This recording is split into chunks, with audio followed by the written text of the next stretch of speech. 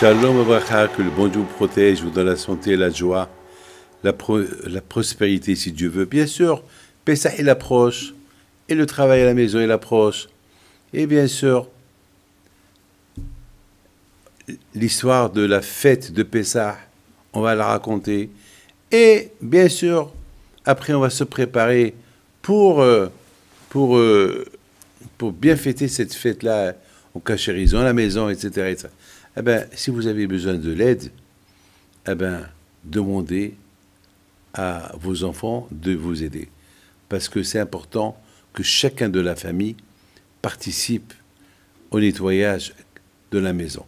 Et même si vous allez à passer votre fête de Pessah à quelque part dans les îles, ou je ne sais pas, au Maroc, ou là où vous allez, quand même, cachériser bien la maison. C'est une grande mitzvah de cachériser la maison et de vraiment mettre tout le hametz à l'abri et le vendre avant de quitter la maison. C'est très important d'accomplir cette mitzvah. Mes amis, je voudrais simplement vous dire que je me suis posé une question. Lorsque les Juifs ils ont quitté l'Égypte, avant qu'ils ont quitté l'Égypte, Hachem, il a apporté les 10 plaies sur les Égyptiens. On les appelle Esser Makot. La première plaie, c'est l'eau qui est devenue du sang. Voilà, c'est la première plaie. L'eau qui est devenue du sang. Alors vous imaginez que personne ne pouvait boire du sang. Les seuls qui avaient l'eau potable, c'est les Juifs. Les Juifs n'étaient pas concernés dans tous ces coups que le bon Dieu a frappé les Égyptiens. Hachem, il a fait à ce que aucun Juif n'a été touché. Hachem, il les a épargnés. C'est les grands miracles, les 10 grands plaies que Hachem a apportés en Égypte il y a 3500 ans, à l'époque du Pharaon. Et voilà, mes amis, et il y a eu 10 plaies. La première, c'est l'eau qui est devenue du sang. Et la dernière plaie, c'est Makat Bechorot. Tous les premiers-nés sont morts. Alors là, il n'y avait pas une maison où il n'y avait pas un mort. Alors là, le Pharaon, il ne pouvait plus supporter. Il a demandé à Moshe Rabbeinu, allez, quittez. Mes amis, je voudrais simplement vous dire, est-ce qu'Hachem, il pouvait donner un coup à Pharaon et fini? Mais pourquoi il lui a donné 10 coups?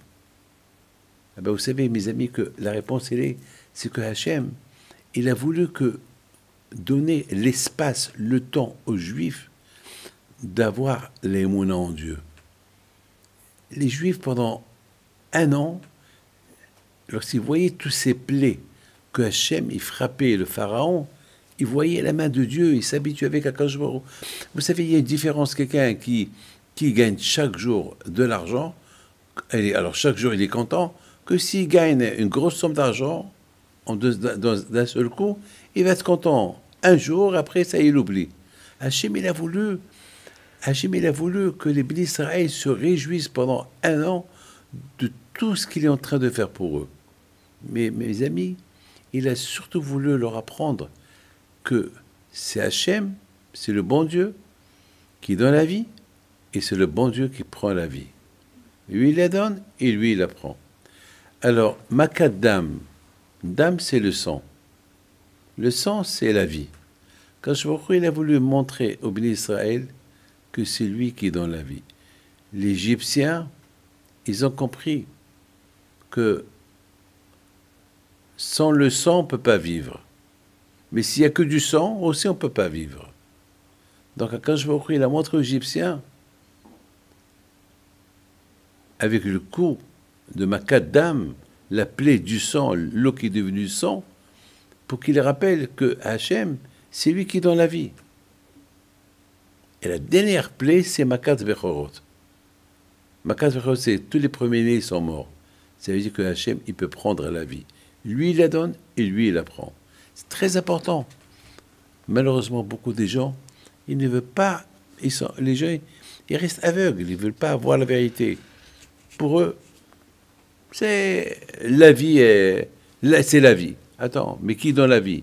La vie, c'est le bon Dieu. Et qui prend la vie? C'est le bon Dieu. Vous savez, on dit que Hachem, il est associé avec le père et la mère. Le père et la mère, c'est eux qui fabriquent l'enfant. Le père et la mère, c'est eux qui fabriquent l'enfant. Et qui donne la vie, c'est le bon Dieu. Lorsque le moment que la personne doit quitter ce monde, il arrive, Hachem dit, moi je prends la vie, ce que j'ai donné, je le prends, et je vous laisse le corps. C'est quelque chose, mes amis, qu'on doit mettre en application dans la tête. Que la vie, c'est Hachem qui la donne. Et c'est Hachem qui la prend. C'est ce qu'on dit. Adonai Nathan, Adonai Laka. Hachem il a donné, Hachem il a pris. Yishem Adonai Mevorach Me'atavet Ve'adolam. Que le nom d'Hachem, il soit toujours béni. Et c'est ça, mes amis, Makat Bechorot. Makat Bechorot, parce que Paro, lui, il se prenait pour un Dieu. Il disait, c'est moi Dieu, c'est moi Dieu, c'est moi Dieu, c'est moi Dieu.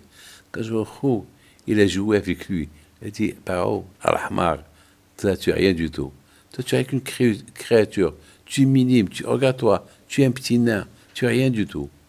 C'est moi qui t'ai donné la vie, et c'est moi qui vais te la prendre. Et c'est la raison pourquoi Makat Bechorot, c'était la grande plaie. Et c'est grâce à cette plaie-là que Paro, il a compris que lui, il est entre les mains d'Hachem. Là, il a fait une grande échouée, il a dit oublier Israël, allez quitter l'Égypte. Mes amis, que le bon Dieu vous donne une longue vie. Il vous a donné la vie, eh bien, que Hachem fasse que votre vie soit toujours longue. Et c'est de toute votre famille. Amen, Kératson. Bonne journée.